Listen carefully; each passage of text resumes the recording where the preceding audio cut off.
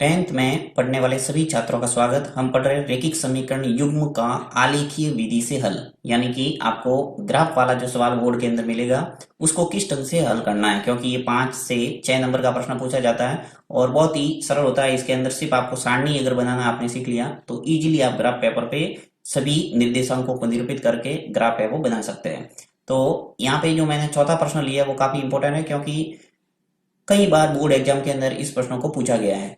प्रश्न क्या है, यहाँ पे लिखा हुआ है कि निम्न रेखिक समीकरण युग्म को आलेखीय विधि द्वारा हल कीजिए तथा y एक्स तथा युग्म द्वारा निरूपित रेखाओं से निर्मित त्रिभुजों के शीर्षों के निर्देशांक ज्ञात कीजिए। यहाँ पे आपको दो समीकरण दे रखे हैं, रेखिक समीकरण युग्म है और इनको हल करके सारणी बनाना है। और सारणी बना के आपको क्या करना है, दो लाइन खींचेंगे, वहां पे आपको एक त्रिभुज जैसा नजर आएगा। जब रेखाएं खींचोगे तो उन त्रिभुज के निर्देशांक आपको पूछा है और एक्स्ट्रा इसके अंदर। तो चलिए अपन इस प्रश्न को हल करते हैं। यहाँ पे मैं लेता हूं समीकरण। समीकरण दे रखा है आपको 4x माइनस 5y बराबर 20। ठीक है। दूसरा समीकरण है आपके पास 3x प्लस 5y बराबर है 15। अब जो समीकरण दे रखे हैं उसमें कुछ नहीं करना, जैसे समीकरण दे रखे हैं वैसे के वैसे लिख लो और वहां पे आप नाम दे दो। पहले समीकरण का नाम दे दो फर्स्ट और दूसरे का नाम दे दो सेकेंड। इतना काम कर दिया आपने। उसके बाद में आपको समीकरण एक को लेके चलना है और उससे एक टेबल बनाएंगे फर्स्ट। तो मैं समीकरण एक को ले रहा हूं समीकरण एक से, समीकरण एक से। ओके, समीकरण एक ले लेते हैं नीचे। समीकरण एक क्या है, 4x माइनस 5y बराबर 20। ये समीकरण एक ले लिया। अब इसमें करना क्या है आपको, इस साइड में यानी लेफ्ट हैंड साइड में आपको x रखना है, बाकी सभी को जितने भी आपके पद हैं उस सबको क्या करना है आपको राइट हैंड साइड में पक्षांतर करना है। ये तो आपको पता ही होगा, 10th में पढ़ रहे हो। तो ये लेफ्ट हैंड साइड है और ये क्या है, राइट हैंड साइड, बायां पक्ष और ये दायां पक्ष। आपको बाएं पक्ष में एक छर रखना है, चाहे वो x को रखो या y को रखो। मैं आपको x रख के ही समझाऊंगा ताकि आपके दिमाग में एक स्थिर हो जाए कि x को इधर रखना है, बाकी सबको क्या करना है, पक्षांतर करना है। तो यहाँ पे देखिए जो x है उसके साथ में 4 है। एक बार मैं 4x का 4x इधर रखता हूँ और बाकी को पक्षांतर करता हूँ बराबर। ये जो 20 है ऐसा का ऐसा लिख लो। ये जो माइनस का 5 है इसको पकड़ के इधर ले आओ। जैसे इस बराबर के इस साइड में इस -5 को लाएंगे तो ये क्या हो जाएगा, प्लस का 5y। ये आपको ध्यान रखना है कि जो माइनस वाली संख्या होगी बराबर के हम दूसरी साइड लेके जाएंगे तो वो हो जाएगी प्लस, और प्लस वाली होगी तो क्या हो जाएगा माइनस, यानी चिन्ह को बदलना है। ठीक है, ये काम हो गया। अब आपको क्या करना है कि x के साथ में जो गुणा में संख्या है, ये 4 है वो गुणा में है, इसका भाग लग जाएगा इस पूरी संख्या के में। तो यहाँ पे लिखता हूं मैं x बराबर हो जाएगा हमारे पास 20 प्लस 5y। ये एज इट इज लिखा मैंने, इसमें कोई चेंज नहीं किया, 20 प्लस 5y। और यहाँ पे नीचे भाग लग जाएगा किसका, 4 का। ये आपके समीकरण है वो पूरी तरह से तैयार है टेबल बनाने के लिए। यानी कि जो x है इसके साथ में गुणा में था वो मैंने नीचे ले लिया भाग के रूप में। जो भी संख्या यहाँ पे x के साथ में उसको भाग के रूप में ले जाओ। तो यहाँ इसका नाम दे दूंगा मैं समीकरण नंबर 3, सॉरी यहाँ समीकरण 3 देना है। एक हो गया, दो हो गया और ये समीकरण आ जाएगा 3। ठीक है, अब इससे बनाते हैं एक टेबल। तो मैं यहाँ टेबल का निर्माण करता हूं और टेबल के अंदर आप सिर्फ दो मान निकालेंगे तो भी आप इजीली ग्राफ है वो बना सकते हैं। तो यहाँ पे मैं दो मान ही आपको निकाल के बताऊंगा, आप तीन चाहे तो निकाल सकते हैं एक बार समझ में आने के बाद। तो यहाँ पे ले लेते हैं दो मान वाली टेबल। ठीक है, ये बन गई टेबल। यहाँ पे आपको लिखना है, ऊपर तो लिखना है x और नीचे लिखना है y, x और ये y। आगे जो भी होगा यानी राइट हैंड साइड में जो पद होगा, जो चर होगा उसका मान आपको पहले रखना पड़ेगा, और यहाँ पे जो लेफ्ट हैंड साइड में चर होगा उसका मान आपको प्राप्त होगा। यहाँ पे मैं थोड़ा रफ कार्य आपको करके बताता हूँ। करना क्या है, देखिए ये जो समीकरण है 3, इस समीकरण 3 से हमें x का और y का मान मिलेगा। देखिए x बराबर 20 प्लस 5y बट्टा 4 है। ये हमारे पास समीकरण है। इसके अंदर आपको सबसे पहला काम करना है, y बराबर रखना है 0।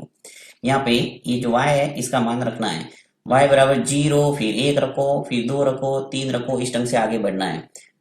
कोई भी मान हम रख सकते हैं, माइनस वाले भी मान रख सकते हैं, परंतु आपको कोशिश ये करना है कि सरल सरल संख्या रखें और इजीली नीचे वाली संख्या का भाग चला जाए, ऐसी संख्या आपको रखना है। तो यहाँ पे देखिए y बराबर मैं 0 रखूंगा तो क्या आएगा मेरे पास, x बराबर 20, ये 20 है वो ऐसा का ऐसा मैंने लिखा है, फिर प्लस 5 इंटू ये जो y है कितना है 0, यानी 0 मैंने रखा है y बराबर, और नीचे 4 है ऐसा का ऐसा। ये 20 प्लस 5 का गुणा 0 से करूंगा तो क्या आएगा 0/4। अब देखिए 20 और 0 जोड़ेंगे तो 20 ही आएगा, यानी 20/4, और 20 में 4 का भाग दूंगा तो क्या आ जाएगा 5। यानी कि जब हमने y का मान 0 रखा तो मेरे पास x का मान क्या आया 5। तो हमारे पास टेबल में एक मान आ गया पूरा x का और y का, यानी जब हमने y का मान 0 रखा तो मेरे पास x का मान आ गया 5। ठीक है। अब आपको एक मान और लाना है जिससे आराम से आप एक लाइन है वो खींच सकते हैं। तो मैं दूसरा मान निकालने के लिए यहाँ पे वापस प्रोसेस करूंगा, वापस समीकरण लेता हूँ 3। समीकरण नंबर 3 क्या है, x बराबर 20 प्लस 5y/4। ये जो मैं कार्य कर रहा हूँ आप फिर वर्क भी कर सकते हैं और सीधा टेबल भी बना सकते हैं, कोई फर्क नहीं पड़ेगा। तो देखिए 20 प्लस 5y/4 है, तो 20 है, फिर प्लस 5। अब मैं रख रहा हूं, जैसे मान लो आपने 1 रखा, 1 रख के देखते क्या आता है, 1 रखा, नीचे आ गया 4, फिर 20, फिर प्लस, देखिए 5 का गुणा 1 से करूंगा क्या आएगा 5, नीचे 4, 20 और 5 मिलके कितने हो गए 25/4। तो ऐसी स्थिति आ रही है जिसके अंदर 4 का भाग पूरा पूरा नहीं जा रहा है, यानी 25 में 4 का भाग पूरा पूरा नहीं जा रहा है। पॉइंट वाला भी मान ला सकते हैं, परंतु यहाँ पे टेबल के अंदर आपको कोशिश करना है पूर्णांक के रूप में ही प्राप्त करना है ताकि उत्तर वो आसानी से आप निकाल सके। तो 25 में 4 का भाग नहीं जा रहा है तो हम क्या करेंगे, y की जगह ऐसा मान रखेंगे कि इजीली आपके 4 का भाग है वो चला जाए। माइनस वाला भी मान रख सकते हैं। तो यहाँ पे जैसे 2 का मान 2 रखूंगा तो क्या स्थिति आ रही है, देखिए 5 इंटू 2 करेंगे तो क्या आ जाएगा 10, और 10 और 20 मिलके कितना हो गए 30। तो 30 में भी 4 का भाग जाता नहीं है, तो उसके बाद आप रखो 3, तो 5 इंटू 3 15, और 15 और 20 35, 35 में भी 4 का भाग नहीं जाएगा। आगे बढ़ते रहो, 4 रखा मान लो, तो 4 रखेंगे तो क्या आ जाएगा 5 इंटू 4 कितने हो गए 20, और 20 और 20 40, 40 में 4 का भाग इजीली जा रहा है, परंतु x का मान बड़ा आएगा 10 आ जाएगा। तो इससे अच्छा आप ये करो, y की जगह -4 रख लो। तो देखिए यहाँ मैं y की जगह -4 रख के देखता हूँ, ये समीकरण है, यहाँ मैं -4 रख के आपको बताता हूँ। x बराबर ये इसमें महत्वपूर्ण है, ये आपने निकालना सीख लिया तो इजीली आप टेबल बना लोगे और उसके बाद ग्राफ बनाना बहुत ही सरल है। 5y/4। अब मैं रख रहा हूं y की जगह -4, 5 इंटू -4/4, यानी y की जगह हमने क्या रखा है -4। तो माइनस वाला मान भी रखना आपने सीख सकते हैं। तो 20, देखिए 5 का गुणा -4 से करेंगे तो क्या आएगा 20/4, 20 में से 20 गया, क्या बचा 0, 0/4, 0 में 4 का भाग दूंगा तो क्या आएगा 0। यानी y का मान जब -4 रखेंगे तो x का मान आपको प्राप्त होगा 0। तो इजीली आपके पहली टेबल है वो बन के आ गई, यहाँ नाम दे देता हूँ सारणी फर्स्ट। अब दूसरा समीकरण लेंगे हम ये, और उससे दूसरी सारणी बनाएंगे। अब हम दूसरा समीकरण लेते हैं और दूसरे समीकरण से सेकंड टेबल बनाएंगे। तो ले लेता हूं मैं समीकरण सेकंड से, समीकरण सेकंड से, समीकरण सेकंड क्या है मेरे पास 3x प्लस 5y बराबर 15, ये समीकरण दूसरा है। अब इसको भी ऐसे कैसे, x को इधर रखेंगे लेफ्ट हैंड साइड में और बाकी सबको क्या करना है राइट हैंड साइड में पक्षांतर करना है। तो देखिए यहाँ पे मैं सबसे पहले 3x को इधर ही रखता हूँ, फिर बराबर ये जो 15 है ऐसा का ऐसा, ये जो प्लस का 5y है इसको पक्षांतर करके आपको राइट हैंड साइड में लाना है बराबर के दूसरी साइड में, तो माइनस हो जाएगा और 5y हो जाएगा। ओके, इस बराबर का आपको ध्यान रखना है। बराबर की दूसरी साइड में ले जाएंगे तो प्लस का माइनस, माइनस का प्लस। अब देखो यहाँ पर भी x का गुणांक 3 है तो इसको भी भाग के रूप में लेके जाना पड़ेगा। x बराबर 15 माइनस 5y बट्टा 3। ठीक है, ये समीकरण नंबर आ जाएगा 4। समीकरण नंबर 4 हो गया। अब इसकी अपन बनाएंगे टेबल। तो यहाँ मैं टेबल बना लेता हूँ पहले। यहाँ पर भी हम दो मान निकालेंगे यहाँ से।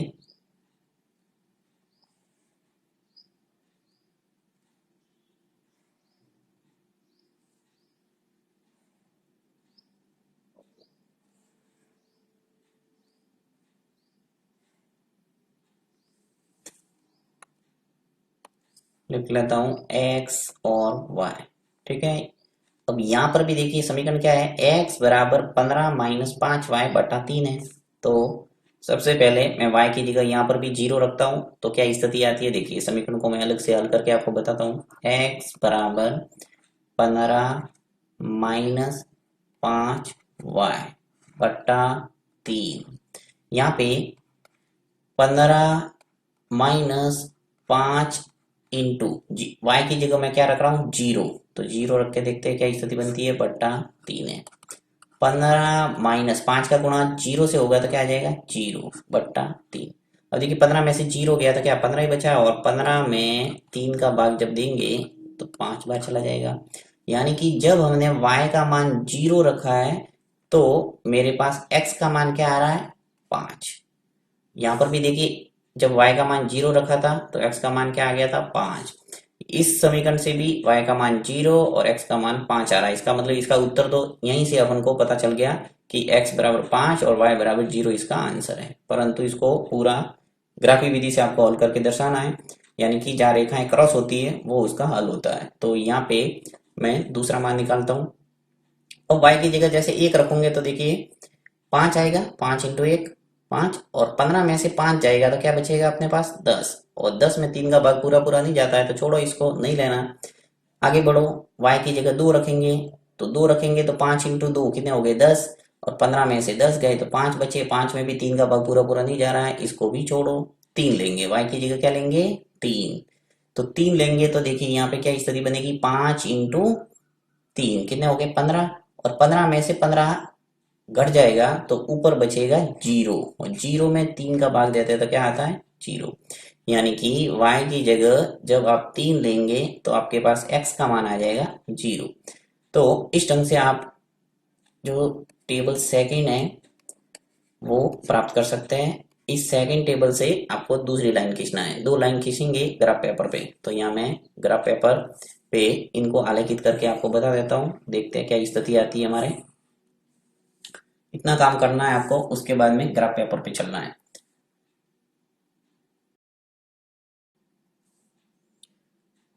तो ये है अपने ग्राफ पेपर। इसी टाइप का आपको बोर्ड परीक्षा के अंदर ग्राफ पेपर मिलेगा अलग से, और वहां पे आपको सबसे पहला काम है एक्स अक्ष और वाई अक्ष को खींचना।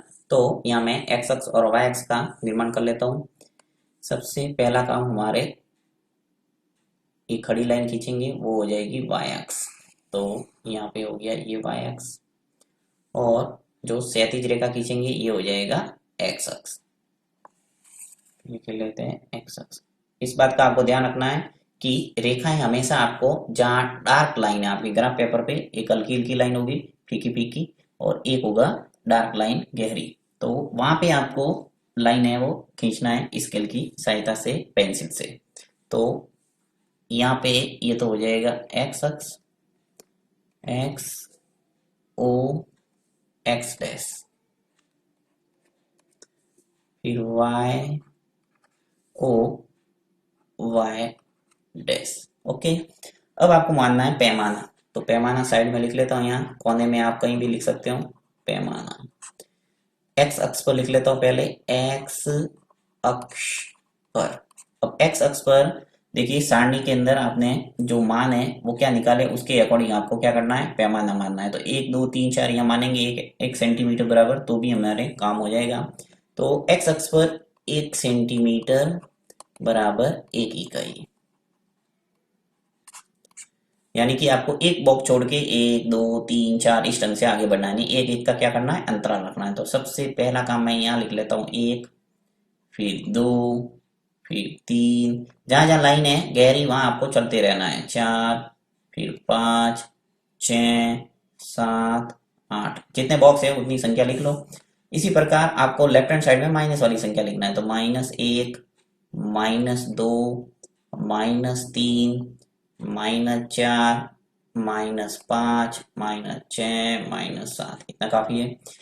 उसी प्रकार y अक्ष पर ऊपर पैमाना मान लेते हैं, चलिए y अक्ष पर भी वही मानता हूं मैं, एक सेंटीमीटर बराबर 1 इकाई, 1 सेंटीमीटर बराबर 1 इकाई। ओके, तो यहाँ पे ऊपर है वो प्लस में और नीचे आ जाएंगे माइनस में, तो 1 2 3 4 और 5।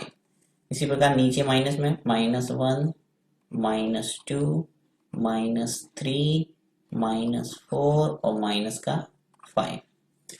अब आपको करना है ग्राफ पेपर पे पहली टेबल से सभी निर्देशांकों को निरूपित करना है। दो निरूपित करेंगे, हमने दो बिंदु ही निकालेंगे, आपने 3 निकाले हैं तो 3 को निरूपित करना है, ठीक है। तो यहाँ पे मैं देख लेता हूँ कि टेबल में कौन से मान है हमारे पास।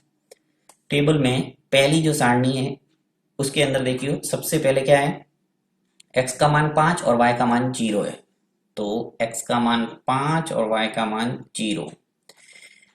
x अक्ष पर 5 देखना है, x अक्ष पर देखिए प्लस का 5 है वो ये रहा, और y अक्ष का आपको क्या करना है 0। तो y अक्ष जो 0 होगा वो यही होगा, यानी x अक्ष पर y निर्देशांक क्या होता है 0 होता है, और y अक्ष पर x निर्देशांक 0 होगा, तो ये बात का ध्यान रखना है।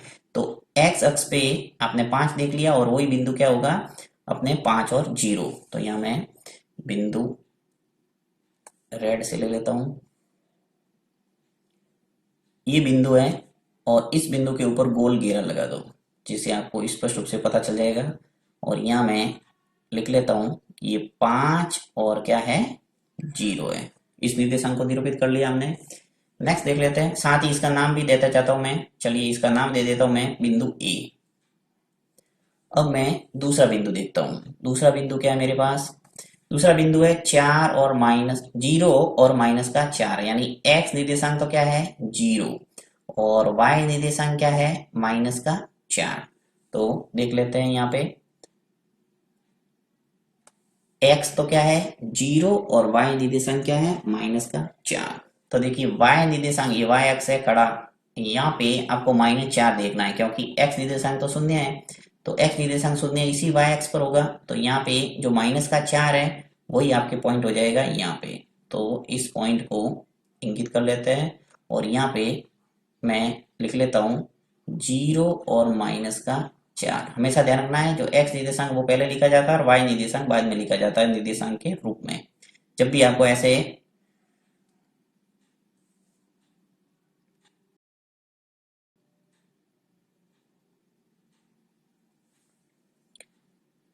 जैसे, तो जब भी हम ऐसे कोष्टक के रूप में लिखेंगे निर्देशांकों को, तो आपको x निर्देशांक पहले लिखना है, y निर्देशांक बाद में लिखना है, यानी ये भुज और ये कोटि। इसको x निर्देशांक को क्या कहा जाता है भुज और y निर्देशांक को कोटि। तो ये 0 और ये हो गया -4। तो दोनों बिंदु आ गए। अभी दोनों बिंदुओं को आपको क्या करना है स्केल की सहायता से मिलाना है। तो यहाँ मैं स्केल की सहायता से बिल्कुल एग्जैक्ट मिला देता हूँ, आपको ऐसे स्केल की सहायता से मिलाना है। यहाँ मैं मिला के बता देता हूं आपको, ठीक है। ये हो गया, इसको भी आगे बढ़ा देते थोड़ा।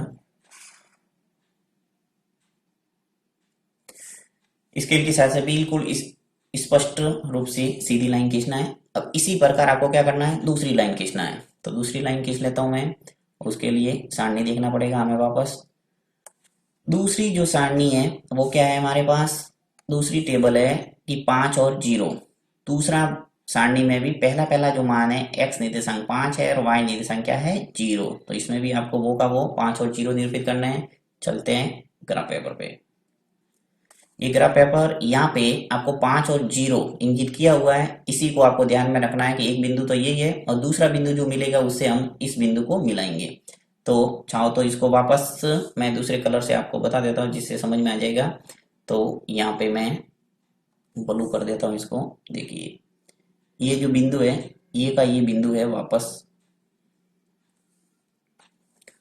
यहाँ पे, ये जो बिंदु है ये 5 और क्या है 0। ठीक है, ये ए बिंदु है। नेक्स्ट जो बिंदु है उसको इंगित करते हैं। नेक्स्ट है 0 और 3, यानी x तो 0 है और y है 3 प्लस का 3। तो y का 3 यानी y अक्ष पे प्लस का 3 देखना है और यही क्या होगा x निर्देशांक 0 होगा। तो यहाँ पे बिंदु को लेना पड़ेगा और इस बिंदु को मैं इंगित कर लेता हूँ। देखिए इस बिंदु को जो 0 और -4 है इसका नाम दे देता हूँ मैं b। ठीक है, b नाम दे देते हैं क्योंकि पहले का हमने नाम दे दिया था a। तो ये a हो गया, ये b हो गया और इसका नाम दे देंगे c। और c है वो क्या है 0 और 3 है, क्योंकि x निर्देशांक तो यहाँ 0 होगा और y निर्देशांक क्या हो जाएगा 3। अब देखिए इस बिंदु को हम a से मिला देंगे क्योंकि यही दो बिंदु हैं। अगर 3 होते हैं तो इसी प्रकार से 3 बिंदु आते हैं और इसको मिलाते हैं, इसी रेखा पर आएंगे वैसे। तो यहाँ पे हमने दो बिंदु ही निकाले तो इनको मिला लेते हैं। यहाँ पे सीधा आपको मिलाना है। ठीक है, और इसको भी थोड़ा आगे बढ़ा दो। तो ये बिल्कुल स्पष्ट रूप से सीधी लाइन दिख रही है और यहाँ पे आपने जो बिंदु थे दोनों टेबल के वो सभी इंगित कर दिए। तो इस ढंग से ये ग्राफ पेपर पूरा कंप्लीट हो गया। यहाँ पे काम है वो पूरा हो गया, यानी हल है वो आप लिख सकते हैं। देखिए हल कैसे लिखना है इस समीकरण का, तो यहाँ पे मैं हल लिख के बता देता हूँ। यहाँ लिखना है रैखिक समीकरण युग्म का हल। अब हल क्या हुआ, x बराबर तो लिखना है 5, जहां रेखा एक दूसरे को प्रतिच्छेदित करती है। देखिए यहाँ पे रेखा है वो स्पष्ट रूप से ये बिंदु ए पे एक दूसरे को क्रॉस कर रही है, पूरी ऊपर से आ रही है, ये नीचे से आ रही है। स्पष्ट रूप से बिंदु ए पर एक दूसरे को क्या कर रहा है क्रॉस। तो 5 और 0 एक ऐसा बिंदु है जो इसका हल है, यानी समान है। तो यहाँ पे लिखना है आपको x बराबर 5 और y बराबर क्या है 0, y बराबर 0। तो ये इसका क्या हो जाएगा आंसर। तो ये काम तो हो गया यहाँ तक। एक बात इसके अंदर और पूछी है, देखिए क्या पूछा था, वापस प्रश्न को पढ़ता हूं मैं। निम्न रैखिक समीकरण युग्म को आलेखीय विधि द्वारा हल कीजिए। तो यहाँ हल हो गया। हल का मतलब यही है x का और y का मान लाना। फिर कह रहा है कि y अक्ष तथा युग्म द्वारा निरूपित रेखाओं से निर्मित त्रिभुज के शीर्षों के निर्देशांक ज्ञात कीजिए। तो यहाँ पे आप देख रहे हैं कि जो ग्राफ पेपर है उस पे y अक्ष और जो रेखाएं हमने खींची है दोनों, इससे एक त्रिभुज का निर्माण हो रहा है और इन त्रिभुज के निर्देशांकों को लिखना है। यानी देखिए बिंदु ए, बिंदु सी और बी, यानी ए बी और सी एक त्रिभुज बन रहा है। इस त्रिभुज को आपको क्या करना है, इसके निर्देशांकों को लिखना है अलग से। तो मैं वहां जगह नहीं होने के कारण यहाँ पे लिख लेता हूँ, आपको व्हाइट पेज पे लिखना है कॉपी के अंदर। तो मैं यहाँ लिख लेता हूँ क्या लिखना है। वो आपको लिखना है कि त्रिभुज के निर्देशांक, त्रिभुज के निर्देशांक ए के निर्देशांक तो क्या हो जाएंगे, देखिए 5 और 0, ये लिख लिया 5 और 0। बी, बी जो बिंदु है इसके निर्देशांक क्या है 0 और -4, तो 0 और -4। और सी, सी के निर्देशांक आपके क्या हो जाएगा 0 और 3। तो ये हो गया एक एक्स्ट्रा जो बात इस प्रश्न के अंदर पूछी थी वो। तो इस ढंग से इस पूरे प्रश्न का आपको जवाब दोगे तो पूरे आपको 5 नंबर मिलेंगे।